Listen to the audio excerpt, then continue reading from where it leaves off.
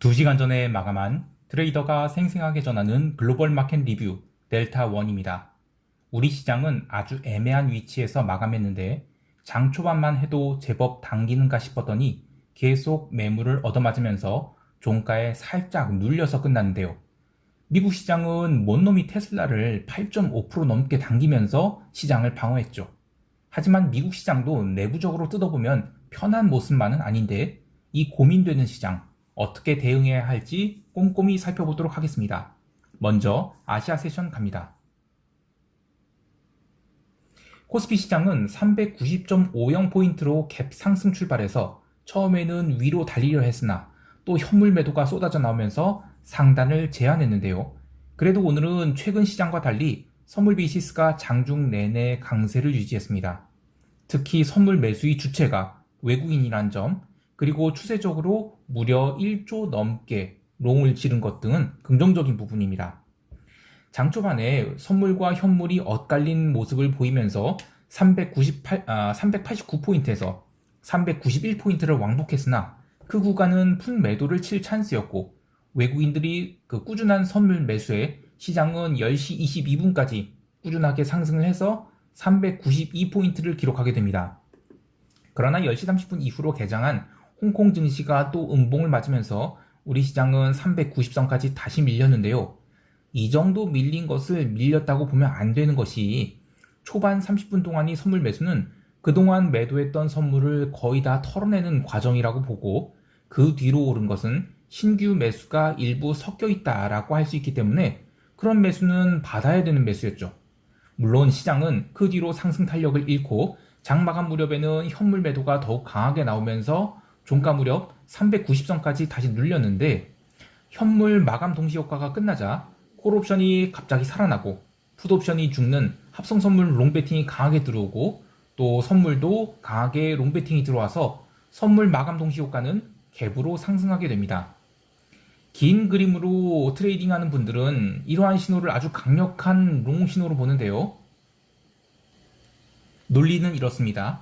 대형 음봉 이후, 그러니까 지난주 금요일이 대형 음봉이었죠. 그리고 이후에 그 해외 시장 여건이 다 좋은데 우리 시장만 또 눌렀을 때 콜옵션을 죽이는 작은 음봉이 나온다. 이게 이제 월요일 상황이 되는 거죠. 이러면 아주 강력한 매수 찬스가 돼요.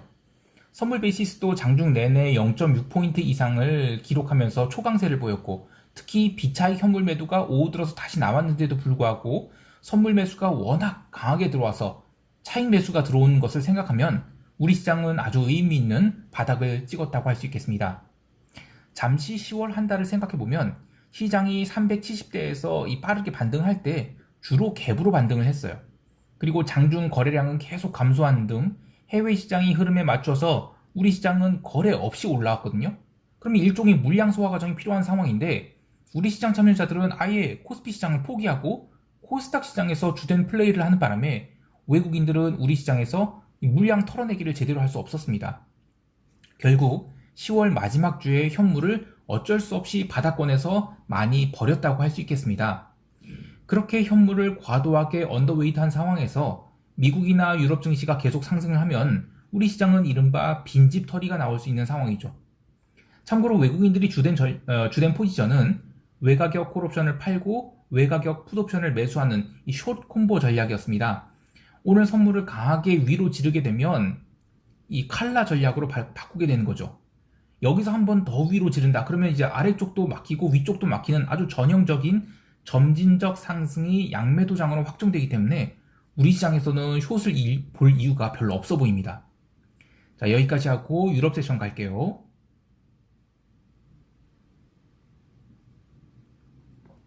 유럽 증시는 강하게 상승을 했는데 초반 상승이 눈에 띄게 강하게 들어와서 미국 지수 선물도 견인할 정도였습니다.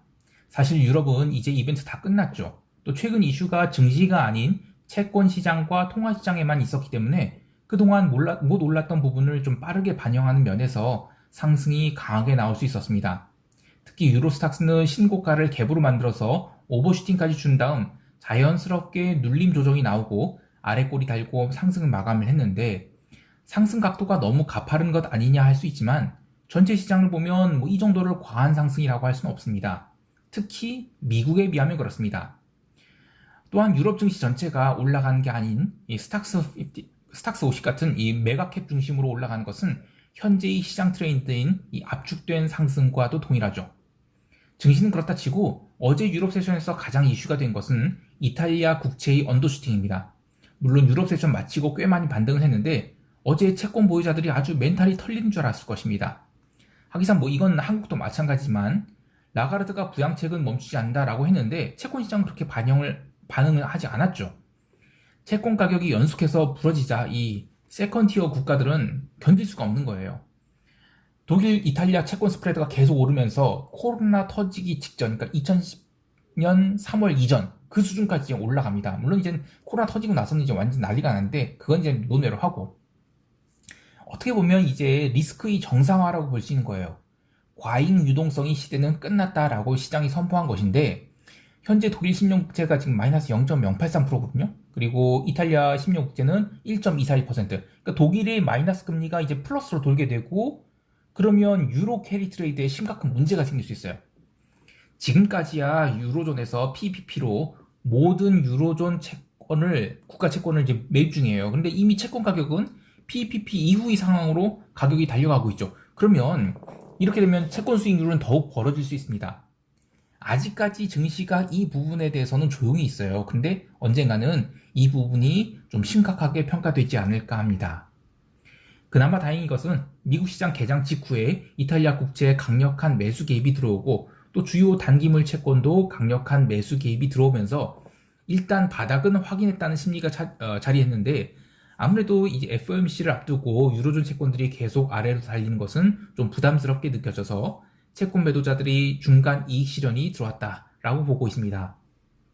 그와 함께 유로화도 마냥 바닥을 향하던 것이 위로 턴해서 미국 세션 마감 무렵에는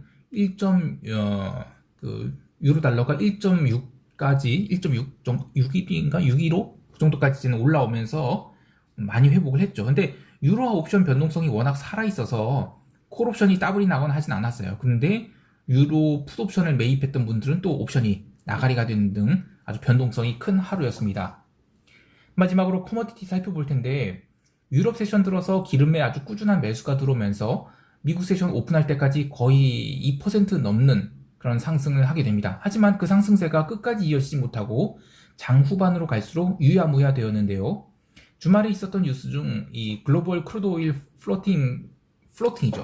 제가 글 잘못 썼네. 플로팅인데 플라팅이라고 썼네.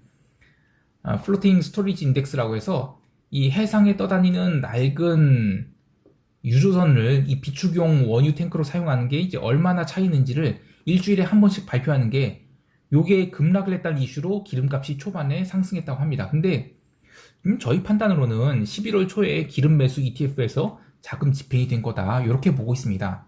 당연히 ETF 매수가 완료되자 후속 매수세가 없어져서 윗꼬리를 달았다 이 정도로 보고요.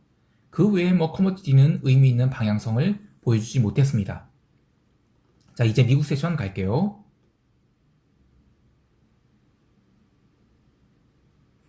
미국 지수 선물은 유럽 세션이 초반에 달릴 때 함께 아주 강하게 큰 상승을 보였지만 시간이 갈수록 상승세를 축소하더니 본장 시작할 때는 나스닥 지수가 약보합 수준까지 밀려버렸는데요. 이후에도 나스닥은 위로 뻗지 못하고 초반에 제법 강하게 눌려서 이거 11월물은 나스닥 하락 아니야? 라고 생각하신 분들이 좀 있었을 것 같아요. 하지만 저는 그렇게 생각하진 않았는데 눌림이 나오면 무조건 받아야 된다고 생각했습니다. 왜냐면 장 시작 후 지수가 누가 내던져서 급락을 했다기보다는 꾸준한 매도 물량이 나오면서 지수를 천천히 눌렀거든요.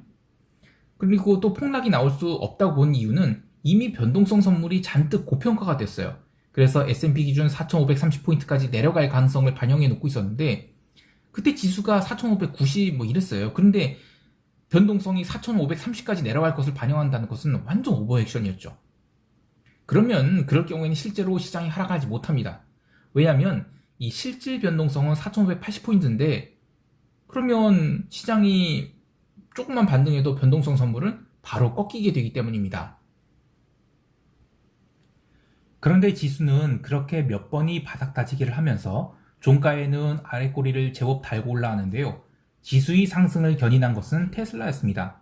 테슬라는 어제 무려 8.5% 이상 상승을 했는데 구글이나 마이크로소프트, 아마존 이런 것들이 밀림에도 불구하고 테슬라가 워낙 강하게 오르면서 지수 하락을 막았어요. 근데 저는 참 이 걱정되는 것이 혹시 기억하실지 모르겠습니다만 올해 초에 게임스탑 사태가 있었죠. 이 월스트리트 배치라고 해서 공매도자들을 뭐 지옥으로 보내겠다라는 어처구니 없는 담합 사태로 그 담합 맞아요.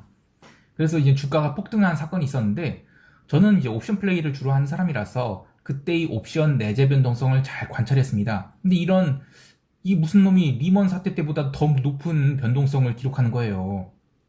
근데 어제 테슬라의 내재 변동성이 드디어 50포인트를 넘어서 당월물 같은 경우에는 69포인트까지 폭등을 합니다. 임플라이드 볼리틀리티가 69포인트라? 뭐 더 이상 할 말이 없죠. 테슬라의 상승 배경에 콜옵션 베팅, 숏 커버링, 그리고 해지 매수 이 트리플 콤보가 들어가 있는 겁니다. 내러티브? 이런 거 없어요. 이건 명백히 투기 단계인 겁니다. 따라서 과거의 게임스탑이나 AMC 엔터의 사례를 보면 변동성이 가라앉을 때까지는 어처구니 없는 상승이 더 지속될 수 있어요. 또 하락도 난데없이 크게 나오는 등 펀더멘털과 동떨어진 상승과 하락이 이어질 수 있음을 예측해 보게 되는데 다만 일종의 그 버퍼링이 미국 시장에 좀 있었다고 봐요. 이게 무슨 얘기냐면 최근에 테슬라가 상승을 좀 많이 이렇게 강하게 시작할 때 나머지 종목들의 미리 매도가 많이 나왔거든요. 그래서 정작 테슬라가 높은 변동성으로 밀리게 돼서 시장을 끌어내리려 할 때는 나머지 종목들에서 매수가 들어와서 시장을 받칠 가능성이 커요. 그러면 이제 오늘 테슬라 밀린다. 그러니까 지수 숏 잡자. 이런 전략은 통하지 않을 수 있을 것 같습니다. 장 시작 후 발표된 경제지표, 오늘 ISM 제조업 지수 있었어요. 제조업 지수는 컨센서스보다 돈 더 잘 나왔는데 시장 자체는 그닥 영향을 주지 못했습니다. 오히려 그 뒤로 살살 밀렸죠. 그래서 오늘은 그냥 지표로 영향을 받았다라기보다는 포트폴리오 리밸런싱 차원에서 초반에 매도가 나왔고 중간중간에 시장이 들어올려진 것도 종목 교체 차원에서의 매수가 들어오면서 그런 반등이 있었다. 그래서 뭐 그냥 오늘 시장 흐름은 특별한 방향성은 없었다고 봐야 됩니다. 결국에 초반 1시간도 안 돼서 변동성은 다시 아래로 고꾸라지기 시작했고 16포인트대까지 내려왔습니다. 그래도 현재의 변동성은 이번 주 있을 FOMC 앞두고 15포인트 이하로 내려가고 않고 있는데 저는 FOMC 이후에 별다른 증시 조정은 없을 거라고 봐요. 그렇게 되면 변동성은 15포인트 이하로 내려갈 수 있고 그러면 이제 한동안 그 미국 주가지수 선물 매매는 차라리 안 하는 게 좋을 정도로 아주 낮은 변동성을 유지하지 않을까 합니다. 자, 여기까지 정리하고 시장 총평하면서 대응 전략 이야기해 볼게요. 우선 한국 시장은 내일도 롱 포지션을 잡아야 된다고 봅니다. 미국 세션 시작하자마자 홍콩 지수 선물이 급등하고 미국에 상장된 주요 중국 주식들이 급등을 하는 등 아시아 증시에 훈풍이 불 수 있는 요건들이 잘 갖춰졌기 때문입니다. 다만 내일 선물로 당길지 현물로 당길지에 따라서 대응 방법이 달라질 텐데 현선물 양매수가 초반부터 들어온다 그러면 뭐 콜매수, 선물매수 이런 강한 델타롱이 가장 좋겠지만 11월도 시작되고 해서 기관들이 양옵션 매도가 나온다 그러면 풋매도 대응이 가장 좋은 성과를 보일 것으로 봅니다. 다만 행사가를 선택하는 면에서는 풋옵션은 행사가를 올려서 375 이상을 매도하는 게 그나마 성과에 도움이 되지 않을까 합니다. 해외 시장에 대해서는 기름은 오펙 미팅 전까지는 따주기 흐름을 보일 것 같아요. 그래서 추격 매매는 자제하는 것이 좋겠고 농산물 특히 소맥이 신고가를 돌파했어요. 다시 에그플레이션 이야기가 나올 수 있다고 봐요. 그래서 인플레이션 베팅은 끝나지 않았다라고 봅니다. 다만 이 농산물은 늘 이야기하지만 생산자와 소비자 둘 다 워낙 빅 플레이어들이에요. 괜히 거기다가 숟가락 얹었다가 스퀴즈를 당할 수 있거든요. 그래서 시장이 그냥 그러다 정도로만 대응하는 것이 좋겠습니다. 마지막으로 러셀이 어제 2.4%가량 스트레이트 상승을 했는데 연말로 갈수록 시장이 계속 상승세를 보이지 않을까 하는 부분이 있습니다. 특히 러셀은 참 오랫동안 수렴을 했어요. 그리고 상대적 가격 매력도 부각되고 있기 때문에 저는 꾸준한 매수가 들어올 것으로 봅니다. 자, 오늘도 성공 투자하시길 바라고요. 이상 델타원이었습니다. 감사합니다.